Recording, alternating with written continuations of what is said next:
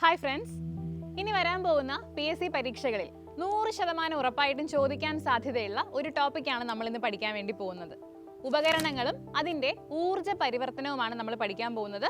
ഇപ്പോൾ കഴിഞ്ഞ പരീക്ഷകളുടെ ക്വസ്റ്റ്യൻ പേപ്പേഴ്സ് നോക്കുമ്പോൾ നമുക്ക് മനസ്സിലാവും, മിക്കവാറും ഉള്ള എല്ലാ പരീക്ഷകളിലും ഒന്നോ രണ്ടോ ഉപകരണങ്ങളുടെ ഊർജ്ജ പരിവർത്തനം PSC ചോദിക്കുന്നുണ്ട്. അപ്പോൾ നമുക്ക് ഏറ്റവും പ്രധാനപ്പെട്ട കുറച്ച് ഉപകരണങ്ങളുടെ ഊർജ്ജ പരിവർത്തനം ഇന്നത്തെ ക്ലാസ്സിൽ എന്ത് ചെയ്യാം, പഠിക്കാം.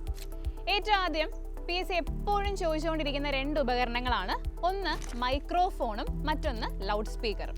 അപ്പോൾ മൈക്രോഫോൺ എന്ന് പറഞ്ഞാൽ എന്താണ്? നമ്മൾ നോർമലി യൂസ് ചെയ്യുന്ന മൈക്കാണ് ഈ മൈക്രോഫോൺ എന്ന് പറയുന്നത്, അല്ലേ? അപ്പോൾ മൈക്രോഫോണിലെ ഊർജ്ജ പരിവർത്തനം എങ്ങനെയാ? എല്ലാവർക്കും അറിയാം, മൈക്രോഫോൺ ലൗഡ് സ്പീക്കർ എന്ന് പറയുമ്പോൾ അതിനകത്ത് വൈദ്യുതോർജ്ജവും ശബ്ദോർജ്ജമാണെന്നുള്ള കാര്യം എല്ലാവർക്കും അറിയാം. പക്ഷേ ഏത് ഊർജ്ജമായിട്ട് മാറുന്നു എന്നുള്ളത് ഭയങ്കര കൺഫ്യൂഷനായിട്ട് പല ആൾക്കാരും പറയുന്നതാണ്. അപ്പം നമ്മൾ ഈ പറയുന്ന ഊർജ്ജ പരിവർത്തനം വെറുതെ കാണാതെ പഠിക്കാതെ അതിൻ്റെ വർക്കിംഗ് ഒന്ന് ആലോചിക്കുക. ഇപ്പം മൈക്രോഫോൺ, നിങ്ങളുടെ കയ്യിലൊരു മൈക്ക് ഉണ്ടെന്ന് വിചാരിക്കൂ. ആ മൈക്ക് നിങ്ങൾ കൈ പിടിച്ചിട്ട് ആ മൈക്കിലേക്ക് നിങ്ങൾ കൊടുക്കുന്ന എന്താണ്? നിങ്ങളുടെ ശബ്ദമല്ലേ? നമ്മൾ മൈക്കിൻ്റെ ഫ്രണ്ടിൽ പോയി സംസാരിക്കുന്നു, അല്ലെങ്കിൽ നമ്മൾ പാട്ട് പാടുന്നു, അല്ലേ? നമ്മുടെ ശബ്ദമാണ് നമ്മൾ ആ മൈക്കിലോട്ട് കൊടുക്കുന്നത്. അപ്പം മൈക്കിൽ നമ്മൾ ശബ്ദമാണ് അങ്ങോട്ട് കൊടുക്കുന്നത്. അപ്പം നമുക്ക് പറയാൻ പറ്റും, മൈക്രോഫോണിലെ ഊർജ്ജ പരിവർത്തനം എന്ന് പറയുന്നത് ശബ്ദോർജ്ജം എന്തായി മാറുന്നു? വൈദ്യുതോർജ്ജമായിട്ട് മാറുന്നു. ഓക്കെ, ശബ്ദോർജ്ജം വൈദ്യുതോർജ്ജമായിട്ട് മാറുന്നു. ഈ ലൗഡ് സ്പീക്കർ ആലോചിച്ച് നോക്കിക്കേ. ലൗഡ് സ്പീക്കറിൽ നിന്ന് നമുക്ക് പുറത്തേക്ക് കിട്ടുന്ന എന്താ? ലൗഡ് സ്പീക്കറിൽ നിന്ന് പുറത്തോട്ട് വരുന്ന ശബ്ദമല്ലേ? അപ്പോൾ ലൗഡ് സ്പീക്കറിൽ നിന്ന് രണ്ടാമത് പുറത്തേക്ക് വരുന്നതാണ് ശബ്ദം. അപ്പോൾ രണ്ടാമതാണ് നമ്മുടെ ലൗഡ് സ്പീക്കറിൽ ശബ്ദോർജ്ജം വരേണ്ടത്. അപ്പോൾ എങ്ങനെയായിരിക്കും ലൗഡ് സ്പീക്കറിലുള്ള ഊർജ്ജ പരിവർത്തനം? അവിടെ വൈദ്യുതോർജ്ജം ശബ്ദോർജ്ജമായിട്ട് മാറുന്നു. ക്ലിയർ അല്ലേ? വൈദ്യുതോർജ്ജം ശബ്ദോർജ്ജമായിട്ട് മാറുന്നു. ഇത് രണ്ടും എപ്പോഴും ചോദിക്കാറുള്ളതാണ്. ഇനി അടുത്ത ഒരെണ്ണമാണ് ഇലക്ട്രിക് ബെല്ല്. ഇലക്ട്രിക് ബെല്ലിൻ്റെ ആ ഒരു പ്രവർത്തന തത്വം നിങ്ങളൊന്ന് ആലോചിച്ച് നോക്കൂ. നമ്മൾ സ്വിച്ച് ഇടുമ്പോൾ ബെല്ല് ശബ്ദിക്കും, അല്ലേ? നമ്മൾ സ്വിച്ച് ഇടുന്നു എന്ന് പറയുമ്പോൾ നമ്മൾ അവിടെ കൊടുക്കുന്ന ഊർജ്ജം ഏതാണ്? നമ്മൾ സ്വിച്ച് ഓൺ ചെയ്യുന്നു എന്ന് പറയുമ്പോൾ നമ്മൾ അവിടെ കൊടുക്കുന്ന ഊർജ്ജം വൈദ്യുതിയല്ലേ? വൈദ്യുതോർജ്ജമാണ്. അപ്പോൾ നമ്മളൊരു ഉപകരണം പ്രവർത്തിപ്പിക്കുമ്പോൾ സ്വിച്ച് ഇട്ട ആ ഉപകരണം പ്രവർത്തിപ്പിക്കുകയാണെങ്കിൽ നമ്മൾ അങ്ങോട്ട് കൊടുക്കുന്നത് വൈദ്യുതോർജ്ജമാണ്. അപ്പോൾ ഇലക്ട്രിക് ബെല്ല് ആലോചിച്ച് നോക്കൂ, പ്രവർത്തനം ആലോചിച്ച് നോക്കൂ. സ്വിച്ച് ഇട്ടപ്പോൾ ബെല്ല് ശബ്ദിച്ചു എന്ന് പറഞ്ഞാൽ വൈദ്യുതോർജ്ജം അവിടെ എന്ത് ഊർജ്ജമായിട്ട് മാറി? ശബ്ദോർജ്ജമായിട്ട് മാറി. അതാണ് ഇലക്ട്രിക് ബെല്ലിലെ ഊർജ്ജ പരിവർത്തനം. ഇനി അടുത്ത് എപ്പോഴും ചോദിക്കുന്ന അതേപോലെ കൺഫ്യൂഷൻ ഉണ്ടാക്കുന്ന ഒരു പേരാണ്, രണ്ടെണ്ണമാണ്. ജനറേറ്റർ അല്ലെങ്കിൽ ഡൈനാമോയും പിന്നെ മോട്ടോറും. ഇതും അങ്ങോട്ടും ഇങ്ങോട്ടും പല ആൾക്കാർക്കും തിരിഞ്ഞു പോകുന്നതാണ്. നിങ്ങൾ ആലോചിക്കേണ്ടത് ജനറേറ്ററിൻ്റെ ആ ഒരു ഉപയോഗം ആലോചിക്കാം. നമ്മൾ കറണ്ട് പോകുമ്പോഴാണ് ജനറേറ്റർ യൂസ് ചെയ്യുക, അല്ലേ? കറണ്ട് പോകുമ്പോഴാണ് നമ്മൾ ജനറേറ്റർ യൂസ് ചെയ്യുക. അപ്പോൾ ജനറേറ്ററിലും ഡൈനാമോയിലും സെയിം ആണ് ഊർജ്ജ പരിവർത്തനം, കേട്ടോ. കറണ്ട് പോകുമ്പോൾ ജനറേറ്റർ ഉപയോഗിക്കുന്നു എന്ന് പറയുമ്പോൾ നമ്മൾ ജനറേറ്ററിൽ നിന്ന് പ്രതീക്ഷിക്കുന്നത് എന്താണ്? വൈദ്യുതോർജ്ജമല്ലേ പ്രതീക്ഷിക്കുന്നത്? ജനറേറ്ററിൽ നമുക്ക് കിട്ടേണ്ടത് വൈദ്യുതോർജ്ജമാണ്, രണ്ടാമത് കിട്ടേണ്ടത് വൈദ്യുതോർജ്ജമാണ്, അല്ലേ? അപ്പം നമുക്ക് പറയാം, ജനറേറ്ററിലെ ഊർജ്ജ പരിവർത്തനം യാന്ത്രികോർജ്ജം വൈദ്യുതോർജ്ജമായിട്ട് മാറുന്നു. മെക്കാനിക്കൽ എനർജിയാണ് ഇലക്ട്രിക്കൽ എനർജി ആയിട്ട് മാറുന്നത്, യാന്ത്രികോർജ്ജം വൈദ്യുതോർജ്ജമായിട്ട് മാറുന്നു. ജനറേറ്റർ ആണെങ്കിലും ഡൈനാമോ ആണെങ്കിലും. ഓക്കെ, ഇനി അടുത്തത് മോട്ടോർ ആലോചിക്കാം. ഇതും തിരിഞ്ഞു പോകുമല്ലേ പല ആൾക്കാർക്കും? മോട്ടോറിൻ്റെ വർക്കിംഗ് ആലോചിച്ച് നോക്ക്. നമ്മൾ വീട്ടിൽ നമ്മൾ കിണറ്റിലൊരു മോട്ടോർ ഘടിപ്പിച്ചിട്ടുണ്ടെങ്കിൽ അത് വെള്ളം പമ്പ് ചെയ്യണമെന്നുണ്ടെങ്കിൽ നമ്മൾ സ്വിച്ച് ഇടണ്ടേ? സ്വിച്ച് ഇട്ടാലല്ലേ മോട്ടോർ വർക്ക് ചെയ്യുള്ളൂ. അപ്പോൾ സ്വിച്ച് ഞാൻ ഇടുന്നു എന്ന് പറയുമ്പോൾ ഞാൻ അവിടെ കൊടുക്കുന്നത് ഏത് ഊർജ്ജമാണ്? വൈദ്യുതോർജ്ജമല്ലേ ഞാൻ അവിടെ കൊടുത്തത്? അപ്പോൾ സ്വിച്ച് ഇട്ടപ്പോഴാണ് മോട്ടോർ വർക്ക് ചെയ്തതെന്ന് ആലോചിക്കാം. വൈദ്യുതോർജ്ജം യാന്ത്രികോർജ്ജമായിട്ട് മാറുന്നു മോട്ടോറിൽ. ക്ലിയർ ആണല്ലോ? അപ്പോൾ ജനറേറ്ററും മോട്ടോറും തമ്മിൽ മാറാതെ അതിൻ്റെ ആ ഒരു പ്രവർത്തനം നിങ്ങൾ ആലോചിച്ച് വെക്കണം. അടുത്തൊരെണ്ണമാണ് ഫാന്. ഫാനിൻ്റെ പ്രവർത്തനം ആലോചിച്ച് നോക്ക്. സ്വിച്ച് ഇട്ടപ്പോൾ ഫാന് കറങ്ങി. സ്വിച്ച് ഇട്ടു എന്ന് പറയുമ്പോൾ ഞാൻ കൊടുക്കുന്നത് വൈദ്യുതോർജ്ജമാണ്. ഫാന് കറങ്ങി എന്തായിട്ട് മാറി? യാന്ത്രികോർജ്ജമായിട്ട് മാറി. അപ്പോൾ വൈദ്യുതോർജ്ജം യാന്ത്രികോർജ്ജമായിട്ട് മാറുന്ന ഉപകരണമാണ് ഫാൻ എന്ന് പറയുന്നത്. ഓക്കെ, മറ്റൊരെണ്ണം ലൈറ്റ് ആണ്. നമ്മുടെ വീട്ടിലുള്ള ലൈറ്റ്, സ്വിച്ച് ഇട്ടപ്പോൾ ലൈറ്റ് കത്തി. സ്വിച്ച് ഇട്ടു എന്ന് പറയുമ്പോൾ ഞാൻ വൈദ്യുതോർജ്ജം കൊടുത്തു, ലൈറ്റ് കത്തി, അതായത് ലൈറ്റ് പ്രകാശിച്ചു, അല്ലേ? അപ്പോൾ നമുക്ക് പറയാൻ പറ്റും അവിടെ വൈദ്യുതോർജ്ജം പ്രകാശോർജ്ജമായിട്ട് മാറുന്നു എന്ന് പറയാൻ പറ്റും. ഇവിടെ പല ആൾക്കാർക്കും ഒരു സംശയം വരും, നമ്മൾ കുറച്ചു നേരം ബൾബ് പ്രകാശിപ്പിച്ച് കഴിയുമ്പോൾ ഉറപ്പായിട്ടും അതിനകത്ത് കുറച്ച് ചൂടുണ്ടാവത്തില്ലേ? അപ്പോൾ അവിടെ താപോർജ്ജം ഉണ്ടാവില്ലേ എന്നൊരു സംശയം വരും. തീർച്ചയായിട്ടും അവിടെ താപോർജ്ജം ഉണ്ടാകുന്നുണ്ട്. പക്ഷേ നമ്മൾ ആ ഒരു ബൾബ് കത്തിക്കുക, വീട്ടിനകത്ത് വെളിച്ചം കിട്ടാൻ വേണ്ടി ബൾബ് കത്തിക്കുക എന്ന് പറയുമ്പോൾ നമ്മൾ അവിടെ ഉപയോഗിക്കുന്ന ഊർജ്ജം ഏത് മാത്രമേ ഉള്ളൂ?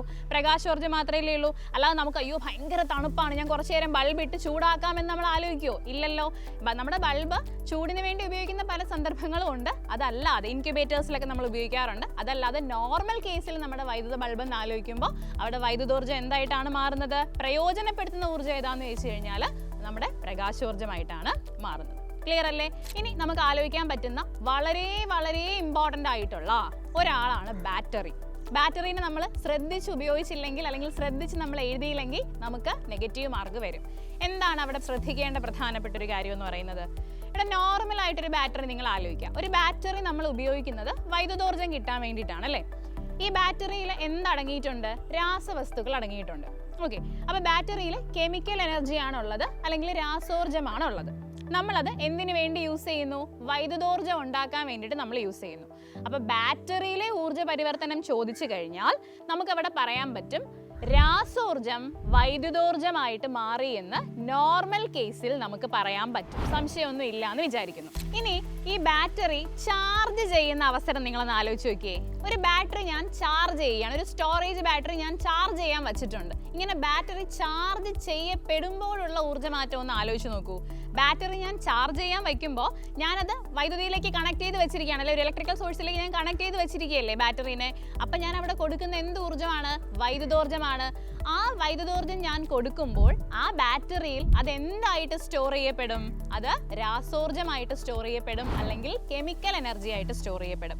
അപ്പോൾ വളരെ നന്നായി ശ്രദ്ധിച്ചത് മനസ്സിലാക്കുക. ഒരു ബാറ്ററി ചാർജ് ചെയ്യുന്ന അവസരത്തിലുള്ള ഊർജ്ജ പരിവർത്തനം നിങ്ങളോട് ചോദിച്ചാൽ അവിടെ വൈദ്യുതോർജ്ജം രാസോർജ്ജമായിട്ടാണ് മാറുന്നത്. എന്നാൽ ഒരു ബാറ്ററിയിലെ ഊർജ്ജ പരിവർത്തനം എന്ന് മാത്രമായിട്ട് നമ്മളോട് ചോദിക്കുകയാണെങ്കിൽ അവിടെ രാസോർജ്ജം വൈദ്യുതോർജ്ജമായിട്ടാണ് എന്ത് ചെയ്യുന്നത്? മാറുന്നത്. ഓർമ്മിച്ച് വെക്കണം. ഇപ്പൊ കഴിഞ്ഞൊരു പരീക്ഷയിൽ ചോദിച്ച ക്വസ്റ്റ്യൻ ആണ് പെട്രോൾ കാറിലെ ഊർജ്ജ പരിവർത്തനം എന്താണ്? പെട്രോൾ കാറിലെ ഊർജ്ജ പരിവർത്തനം ഒന്ന് ആലോചിച്ച് നോക്കൂ. പെട്രോൾ ആണ് നമ്മൾ അതിനകത്ത് ഉപയോഗിക്കുന്നത്. ആ പെട്രോൾ ഉപയോഗിക്കുമ്പോൾ വണ്ടി മുന്നോട്ട് പോകും അല്ലേ? പെട്രോളിൽ അടങ്ങിയിരിക്കുന്ന ഊർജ്ജം എന്ത് ഊർജ്ജമാണ്? രാസോർജ്ജമാണ്, അല്ലെങ്കിൽ കെമിക്കൽ എനർജിയാണ്. അപ്പൊ രാസോർജ്ജമാണ് മാറുന്നത്. എന്തായിട്ടാണ് മാറുന്നത്? നോക്ക്, നമുക്ക് ഒരു വസ്തു ചലിക്കുന്നു, അല്ലെങ്കിൽ നമ്മുടെ വാഹനങ്ങളുടെ ചലനവുമായിട്ട് ഒരു വസ്തുവിന്റെ ചലനം മൂലം ലഭിക്കുന്ന ഊർജ്ജം എന്ത് ഊർജ്ജമാണ്? ഗതികോർജ്ജമാണ്, അല്ലെങ്കിൽ കൈനറ്റിക് എനർജി ആണെന്ന് നിങ്ങൾക്ക് അറിയില്ലേ? അപ്പൊ നമുക്ക് പറയാൻ പറ്റും രാസോർജ്ജം ഗതികോർജ്ജമായിട്ട് മാറുന്നു പെട്രോൾ കാറിൽ. ഇനി ഗതികോർജ്ജത്തിന് പകരം യാന്ത്രികോർജ്ജം എന്ന് പറഞ്ഞാലും തെറ്റൊന്നുമില്ല. പക്ഷെ PSC ഓപ്ഷനകത്ത് കൊടുത്തിരുന്നത് രാസോർജ്ജം ഗതികോർജ്ജമായിട്ട് മാറുന്നു എന്നുള്ളതാണ്. അപ്പൊ അത് നമുക്ക് ആൻസർ ആയിട്ട് എടുക്കാം. ഇനി നിങ്ങൾ സോളാർ സെൽ ആലോചിച്ച് നോക്കണം. സോളാർ സെൽ എന്ന് പറയുമ്പോൾ എന്താ സംഗതി? സൂര്യപ്രകാശം വന്ന് വീഴുമ്പോൾ അതിൽ നിന്ന് വൈദ്യുതി ഉണ്ടാക്കുന്ന ഉപകരണമാണ് സോളാർ സെല്ല് അല്ലേ? അപ്പോൾ സോളാർ സെല്ലിൽ എങ്ങനെയായിരിക്കും ഊർജ്ജ പരിവർത്തനം വരിക? സോളാർ എനർജി വന്ന് വീഴുന്നു, അതായത് സൗരോർജ്ജം അല്ലേ? സോളാർ എനർജി സൗരോർജ്ജം എന്തായിട്ട് മാറുന്നു? വൈദ്യുതിയായിട്ട് മാറുന്നു, അല്ലെങ്കിൽ വൈദ്യുതോർജ്ജമായിട്ട് മാറുന്നു. അപ്പൊ സൗരോർജ്ജം വൈദ്യുതോർജ്ജമാക്കി മാറ്റുന്ന ഉപകരണമാണ് ഏത്? സോളാർ സെല്ല് എന്ന് പറയുന്നത്. ക്ലിയർ ആണല്ലോ? ഇനി നമുക്ക് അയൺ ബോക്സ് അല്ലെങ്കിൽ ഇസ്തിരി പെട്ടിയിലെ ഊർജ്ജ പരിവർത്തനം ആലോചിച്ച് നോക്കാം. എങ്ങനെയാണ് വർക്കിംഗ് വരുന്നത്? നമ്മൾ സ്വിച്ച് ഇടുമ്പോൾ അയൺ ബോക്സ് ചൂടാകും അല്ലേ? അപ്പൊ നമുക്ക് പറയാൻ പറ്റും അയൺ ബോക്സിൽ വൈദ്യുതോർജ്ജം താപോർജ്ജമായിട്ട് മാറി എന്ന് പറയാൻ പറ്റും. താപോർജ്ജമായിട്ട് മാറി അല്ലേ? ഓക്കെ. ഇനി മിക്സിയുടെ ഊർജ്ജ പരിവർത്തനം ഒന്ന് ആലോചിച്ച് നോക്കിയടാ. മിക്സി എന്ന് പറയുമ്പോൾ നമ്മൾ സ്വിച്ച് ഇട്ടപ്പോൾ മിക്സി കറങ്ങി അല്ലേ? അതായത് വൈദ്യുതോർജ്ജം മിക്സി കറങ്ങി എന്ന് പറയുമ്പോൾ യാന്ത്രികോർജ്ജമായിട്ട് മാറി. അപ്പൊ നിങ്ങൾ ആലോചിക്കും മിക്സി പ്രവർത്തിക്കുമ്പോൾ ഉറപ്പായിട്ടും ശബ്ദം ഉണ്ടാകുന്നില്ലേ? തീർച്ചയായിട്ടും ശബ്ദം ഉണ്ടാകുന്നുണ്ട്, കുറച്ച് ചൂടും ഉണ്ടാകുന്നുണ്ട് അല്ലേ? പക്ഷേ മിക്സി കറങ്ങുമ്പോൾ ശബ്ദം കേട്ടാലേ എൻ്റെ ചമ്മന്തി അരയോളൂ നമ്മൾ പറയോ? ഇല്ലല്ലോ. ശബ്ദം നമുക്ക് അവിടെ പ്രയോജനപ്പെടുത്തേണ്ട ആവശ്യമില്ല, നമ്മളത് പ്രയോജനപ്പെടുത്തുന്നില്ല, അങ്ങനെയല്ലേ? അപ്പോൾ മിക്സിയിൽ പ്രയോജനപ്പെടുത്തുന്ന ഊർജ്ജം ഏതാണ് എന്ന് ചോദിച്ചു കഴിഞ്ഞാൽ അവിടെ എന്ത് വരും? നമുക്ക് വൈദ്യുതോർജ്ജം യാന്ത്രികോർജ്ജമായിട്ട് മാറുന്നു. അത് നന്നായിട്ട് അരയണം അല്ലേ? അല്ലെങ്കിൽ പൊടിഞ്ഞു കിട്ടണം. യാന്ത്രികോർജ്ജമായിട്ട് മാറുന്നതാണ് അവിടെ പ്രയോജനപ്പെടുത്തുന്ന ഊർജ്ജരൂപം. അല്ലാതെ അവിടെ ശബ്ദവും താപവും ഒക്കെ ഉറപ്പായിട്ടും ഉണ്ടാകുന്നുണ്ട്. ക്ലിയർ ആയി എന്ന് വിചാരിക്കുന്നു. ഏറ്റവും പ്രധാനപ്പെട്ട ഒരു ടോപ്പിക്കാണ് നമ്മൾ പഠിച്ചത്. അപ്പോൾ എല്ലാവർക്കും മനസ്സിലായി എന്ന് വിചാരിക്കുന്നു. മറ്റൊരു ക്ലാസ്സിൽ വേറെ ഒരു ടോപ്പിക്കുമായിട്ട് നമുക്ക് കാണാം. ബൈ.